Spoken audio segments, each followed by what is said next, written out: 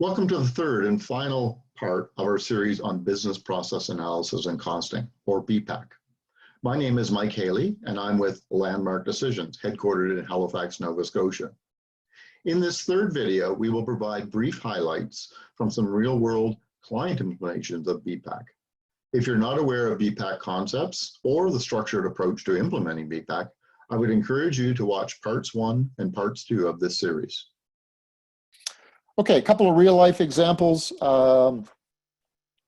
This is one, actually, it's called Nova Scotia Crown Lending. It's a provincial crown here in Nova Scotia that funds farmers and fishers and timber, I guess part of a farm loan, but timber loan board, to provide high risk funding to those individuals to buy equipment, to buy licenses, to basically stimulate the fishing and farming economy in Nova Scotia.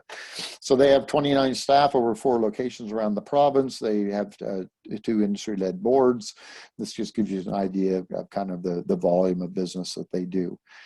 Some of the business challenges that they had, they still actually technically exist in 2 different departments, in agriculture and in fisheries.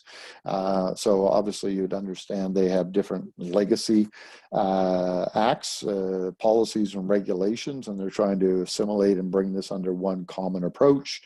They had some outdated loan admin systems that was causing some pain points.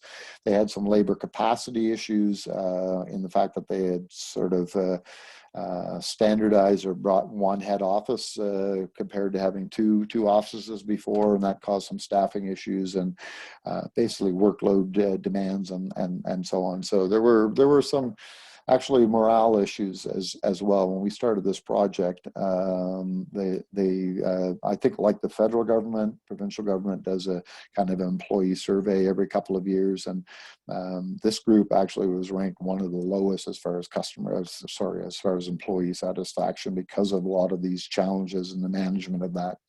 So the CEO, she came in fresh, look for new ways, like what she heard about kind of the BPAC approach, and we implemented a project with them. Now this is a couple of years ago. This is just kind of pre-pandemic to look at. Basically, we ran a lean Kaizen event where we worked with a team in Ottawa called Lean Agility. Some of you may know them. And basically did some value stream mapping and identification of opportunities and so on. We then went on to do a detailed workload analysis around each role, what they did, how long it took, all of the stuff that you kind of went through with the ABP case. We did use collaborative business planning in this part to build an activity-based planning model. And then we did the analysis with that, operational and financial analysis, and then worked with the executive team to adopt some of the lean process improvement initiatives. But beyond that, look at different staffing arrangements, different resourcing arrangements, and so on.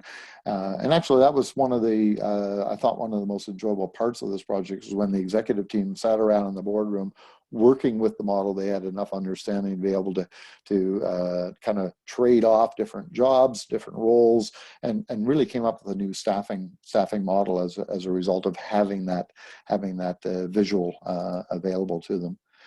So the process started off with a value stream mapping exercise.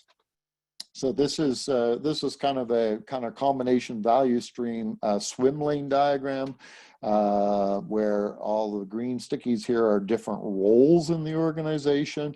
And then this is kind of the process from intake through processing, risk adjudication, approvals, board approvals, document preparation, condition precedent, all the things that take place regarding loan registration and so on. And then all of these, so this was, again, very classical VSM kind of approach where stickies, basically processing time, elapsed time, percent complete and accurate estimates were taken from the group. Basically then that was consolidated and brought into the CBP software. I'll show you that shortly. The other thing that was done, the workload analysis, when you do a value stream map, you're zeroing in on one particular process. And yes, you're identifying the resource, i.e. in this case, the labor group that is supporting those particular activities, but it's only for that process. So to actually do workload analysis, you need to understand all of the work that that resource does. So we did a workload analysis. Hang on, I'm just going to skip through these. Yeah, labor, activities, IBP data. I'm going to come back to that. So we have a workload analysis approach that we do. We're actually doing this right now with Veterans Affairs. We're helping them with the disability processing, which has been a challenge for them over the last 4 or 5 years. And we're right in the midst of doing this very similar approach where we look at what are the key activities, some of which support your value stream, but others support other parts of your business. And we look at collecting your estimates as far as how much work you do on a time basis, how many do you do a day, how many do you do a month, what's the unit level of effort, what we call that would be the processing time. And we use some Excel tools to actually kind of self-validate information as far as the workload distribution. And then we bring this information into the model, CBP in this case, together with the value stream. So that's what I wanted to show you next. So let me jump to that. So this is CBP again. So what we've done here, and those QualiWare gurus that I have online will recognize some of this, I'm sure. But we've created some swim lanes for each of the different roles. So this is a kind of a faithful recreation of that big process map. To be honest, when we did that wall diagram and things like that, this tool did not have this capability in it at this time. With Veterans Affairs, what we're doing now, we're actually using the tool to build the diagram.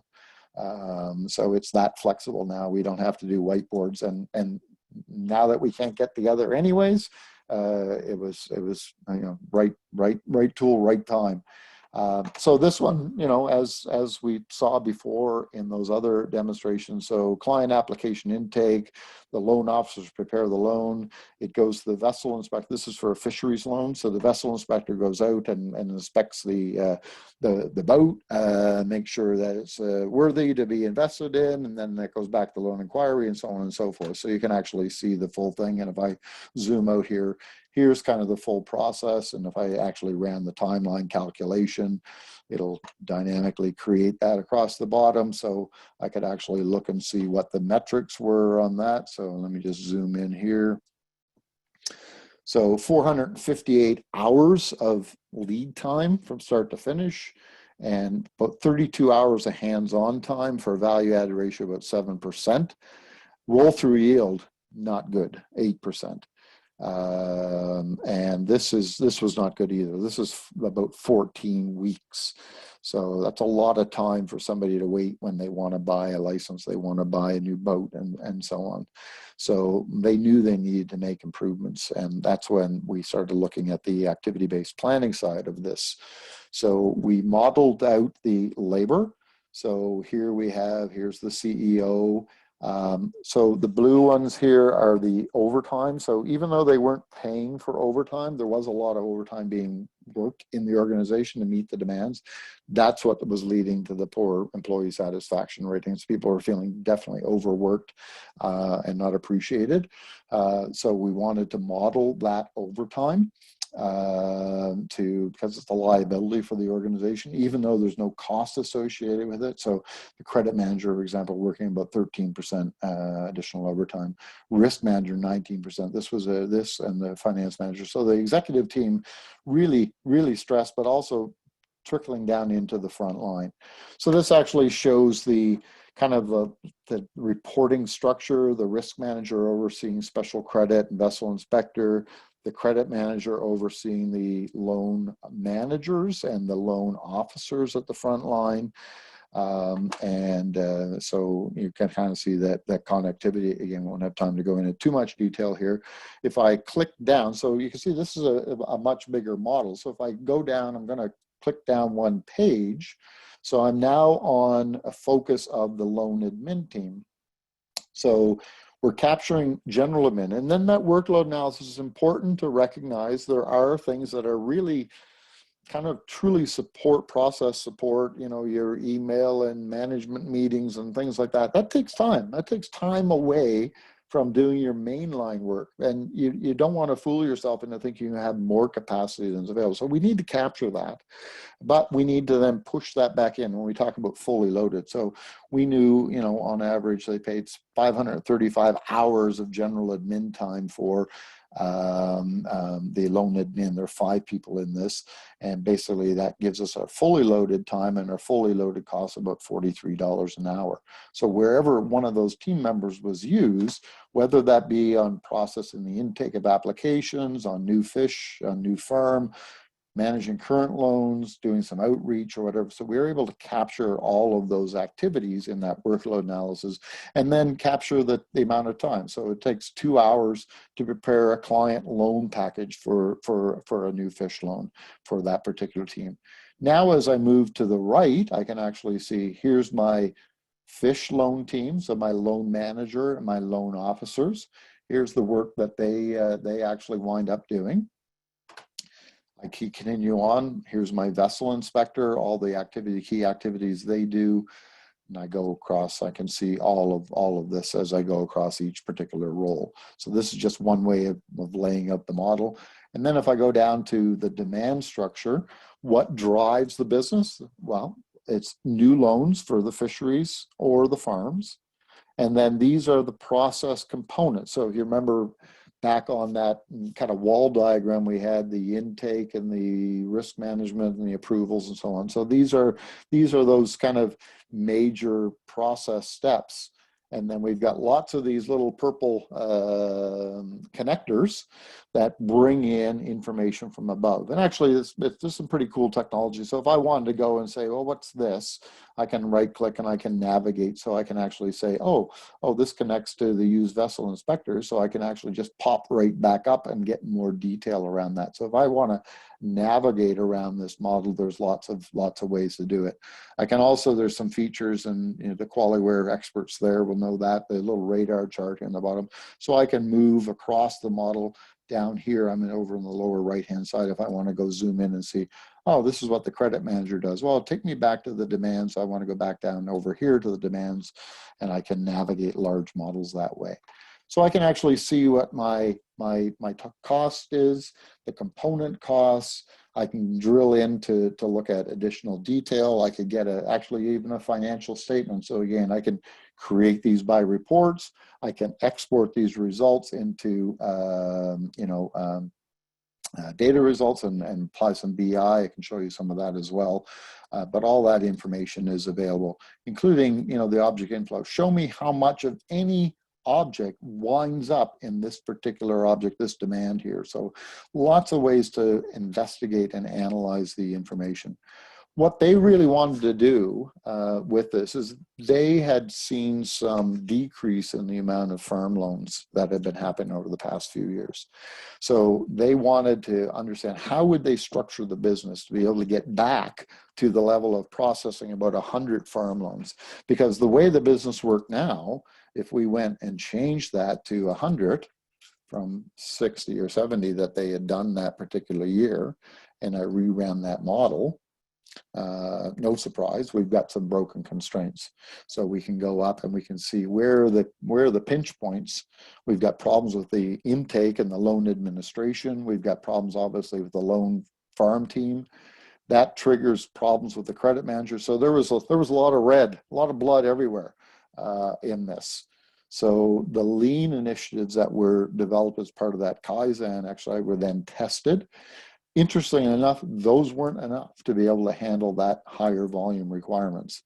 So the team actually sat around and looked at this model, and I remember distinctly in the boardroom, I was kind of the navigator, as it were, and they were firing out ideas. What if we did this? What if we did that? And so on.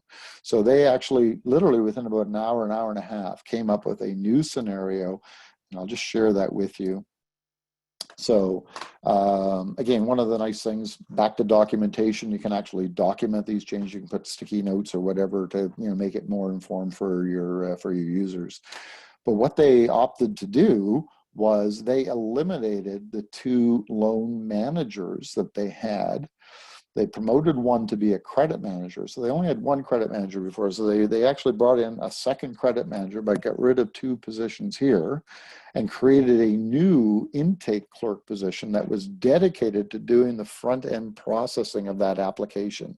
So the loan admin team now could actually focus on the through mechanics of what they had to do to prepare the loan. So this was more of a clerical position that now we could actually segment those jobs. And then that was from a labor, they changed some of the reporting structures. So who reported to who here and how much time that would take.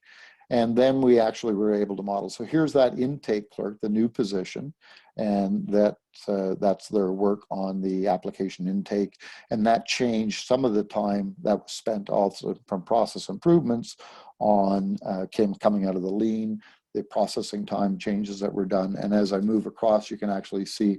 So we've done some highlighting here. So from a education point of view, I can actually change the colors and change the size and whatever of all of these objects to make it more meaningful. You can come up with your own approach to do that. So here we change some of the consumption rates. The credit manager said, hey, I can help out with this loan concurrence. I know you're under the gun, Mr. Risk Manager, so let me help you with the loan concurrence. I can take that off your hands. Maybe I can't be as efficient as you, but that'll reduce some of the stress because now I've got 2 credit managers. So they were able to run all of those different scenarios and actually see the impact of that, and then compare scenarios one by one to test those out. So they had actually created some dashboards as well. So if I go to some of the Crown lending dashboards, so this allowed them to test the scenarios. So basically the model was run, those results were assembled into one big results set, and now you could actually compare scenario 1, scenario 2, the financials, the actual costs. You could actually look at the activity analysis with regard to specifically picking one particular activity, one particular demand, one particular scenario, and look at those on a comparative basis. I've got one. I want to jump to the long-term care. This one's very appropriate over the course of the pandemic. We didn't know that going in. This was a project we started before the pandemic. Has become really important now. In fact, we're just awaiting, hopefully we've got a proposal in now with the provincial government to take this a little larger scale versus the work that was done previously, given the situation in long-term care here in the province, I guess really across the country, and probably in most jurisdictions as well. So long-term care model, let's see, is it this one? Yes. So what we did in this exercise, we worked with a long-term care facility here in Nova Scotia to build out this model, where we were really looking at the level of care. So in Canada now, they consider the gold standard for level of care is to have 4.1 hours of care per day per resident. So government is making commitments. I know the Nova Scotia government here made a commitment to do that next year, not this year, next year. We'll see if that comes about, but they are moving in that direction. I know some of the other provinces are looking at that as well. So as far as frontline care provision, those are delivered through registered nurses, through licensed practical nurses, and through continuing care assistants here in the province. Those are the classifications of primary care providers in long-term care. So what we need to do is we need to model what was the work that each of these roles were doing. So in work, we have medical care. So typically done by the RNs or the LPNs. So whether that be medications, wound care, foot care, doing vitals, charting, calls, queuing, so on. Non-medical care, getting people up in the morning, helping them with meals, helping them with bathing, typically done more by the CCAs, and then general care support, so housekeeping. Again, we got to look at the full picture here within a long-term care facility. So we were able to track, get estimates on the volumes of those, around the time it took to do each of those, and then we profiled the resident summary. And this was really interesting because and I won't say it hadn't been thought of before, of course it had, but it had never been modeled before. Because here in the province, and I think it's the same in other provinces, funding is provided to a long-term care facility on the number of beds. Doesn't matter who's in that bed. So you could have a high care needs person and a standard care, somebody that's ambulatory, able to feed themselves, watching their own TV in their room, versus one that's tube fed, needs to be turned, changed, whatever, on an hourly basis, lots of medications and so on. So we looked at segmenting the resident care into what we at this point just called high, moderate, and standard care. So we looked at the differences in medications and the amount of medical care that's required, the amount of non-medical care that's required. And so we could actually determine in this, and these numbers are actually been fictionalized now for her showcasing purposes. But basically a standard care, about $90,000 a year compared to a high care, 50% more with regard to the level of resource requirements to do that. The other thing that this model was able to do was look at shift scheduling. So when you looked at changes in your, let me just zoom in on that a bit for you. When you look at changes in your resident profiles, you're going to have changes in your staff to accommodate that. And in long-term care, at least here again in the province, there's 12-hour shifts, there's 8-hour day shifts, there's 8-hour back evening shifts, there's the back shift for all of these roles. So they need to understand what level of care has to be staffed to accommodate the resident profile. And it was somewhat considered revolutionary, or was, I should say, done by the back of the envelope and so on. So this provided that capability. So then they could look at this. And again, here in the province, I know we've had a number of nursing homes that have actually stopped admitting because they cannot get the proper staffing and so on to do that. So this allowed them to do some scenario playing around that. And then we could actually bring that all together into, I'll show you one final dashboard here. So again, we ran different scenarios where we looked at different mixes of care, of residents. So 30, 60, 60, 60, 60, 30. We had to add staff. We did some optimization, did some job transfers as far as roles and so on. And now we could actually see overall how much care is being provided, high, moderate, standard care. So interestingly enough, only the high care residents were getting anywhere near that 4.1 hours of care. The moderate and the standard care were certainly much less. Now, so this is having some impact with regard to funding and availability of staff and all of that. So lots of ways to slice it so we could actually see, let's focus on a CCA's role.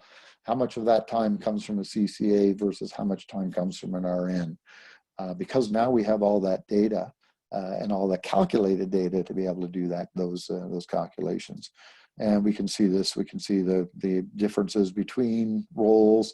And back to Andrew, I think in George's question, as far as scenario comparisons and so on, we can bring all this in, we can stack these numbers up together. We can look at the differences in utilizations, differences in costs and so on, make the best choices for the future, for planning for the future and so on. So. Okay, so overall BPAC, back to their different way to think about our three-legged stool, operational benefits around capacity management, understanding how to manage and test efficiency improvements, resource planning, financial use for costing and budgeting, service fees, pricing, profitability analysis, all of that new information and better information than traditional costing approaches. And then certainly strategic. Back to the customer rationalization. Where do you get your profit from? Can you hire or fire different customers? Looking at continuous improvement, it becomes a tool for continuous improvement initiatives. Capital investment justification, business case rationalization, so on. So all of these things the BPAC approach can touch upon.